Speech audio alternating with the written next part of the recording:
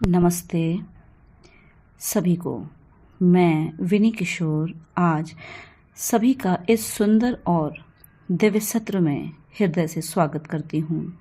आज हम देना मरियम द्वारा लिखी हुई पुस्तक सीता योगा के तीसरे अध्याय आंतरिक रूपांतरण का योग का सार समझने का प्रयास करेंगे। इस अध्याय में हमें यह सीख मिलती है कि सच्चा परिवर्तन बाहर नहीं बल्कि भीतर से शुरू होता है। जब हम अपने मन, भावनाओं और संस्कारों को समझना शुरू करते हैं तभी आत्मिक विकास का मार्ग खुलता है। हमारा हर विचार, हर भावना केवल हमें नहीं बल्कि पूरे सामूहिक चेतना क्षेत्र को प्रभावित करती है। इसलिए स्वयं पर किया गया कार्य पूरी मानवता की सेवा बन जाता है। इस अध्याय में बताया गया है कि हमारे पुराने संस्कार और मानसिक अवशेष अभी भी हमारे भीतर मौजूद रहते हैं। जीवन हमें बार बार अवसर देता है ताकि हम इन पुराने बोझों को पहचान कर मुक्त हो सकें। बाहरी संस्कार वास्तव में हमारे भीतर की मानसिक अवस्था का प्रतिबिंब है। यदि हम दुनिया से अंधकार हटाना चाहते हैं तो पहले अपने मन के अंधकार जैसे क्रोध, भय और लालच को शांत करना होगा। रूपांतरण की सबसे पहली सीढ़ी है जागरूकता। अपने भावों को बिना प्रतिक्रिया दिए देखना। अधिकतर लोग अनजाने में अपनी पुरानी आदतों और प्रतिक्रियाओं में बह जाते हैं, लेकिन साधना हमें सिखाती है कि प्रतिक्रिया देने से पहले हम अपने भीतर उठ रहे भावों को पहचानें। इस सत्र में इच्छा शक्ति यानी विल पावर के महत्व पर भी गहराई से चर्चा हुई है। उपवास, ध्यान, अनुशासन और कठिन परिस्थितियों में भी सजग रहना, ये सब हमारी इच्छा शक्ति को मजबूत बनाते हैं। मजबूत इच्छा शक्ति हमें जीवन को जागरूक होकर जीने की क्षमता देती है ताकि हम केवल परिस्थितियों के अनुसार बहते ना रहें बल्कि अपने भविष्य को सचेत रूप से आकार दे सकें। देवनानी की यात्रा के माध्यम से एक बहुत सुंदर सीख दी गई। कभी कभी दिव्य अनुभव मिलने के बाद व्यक्ति सोचता है कि उसकी साधना पूरी हो गई है, लेकिन वास्तविक परीक्षा तो दैनिक जीवन में होती है। क्या हम हर परिस्थिति में जागरूक रह पा रहे हैं?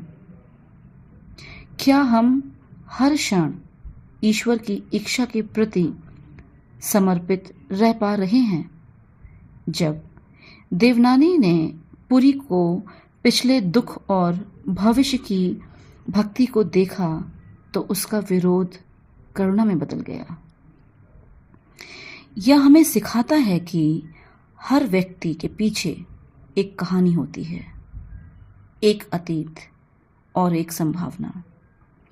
जब हम इस बड़े दृष्टिकोण से लोगों को देखते हैं तब हमारे भीतर करुणा और समझ विकसित होती है। इस अध्याय में बाबा जी की एक गहरी शिक्षा भी साझा की गई।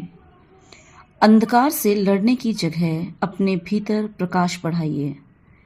जब हम प्रेम, शांति और सकारात्मक भावनाओं को बढ़ाते हैं तब नकारात्मकता स्वतः कम होने लगती है। दुनिया में द्वैत हमेशा रहेगा, लेकिन प्रकाश कभी अंधकार से हारता नहीं है। क्रोध, भय और लालच को केवल भावनाएं नहीं बल्कि हिंसा के रूप में समझाया गया है, चाहे वह विचारों में हो, शब्दों में हो या कर्मों में।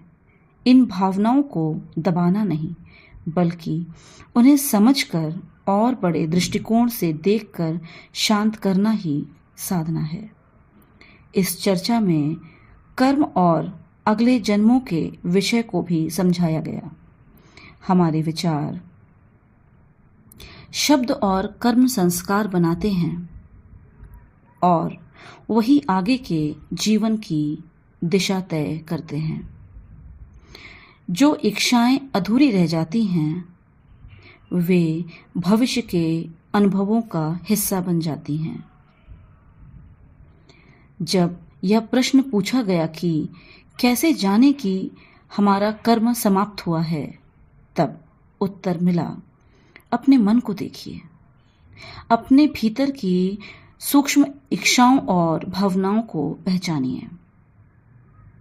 ध्यान, प्राणायाम और साधना धीरे धीरे इन छिपे हुए संस्कारों को सतह पर लाते हैं ताकि उनका शुद्धिकरण हो सके।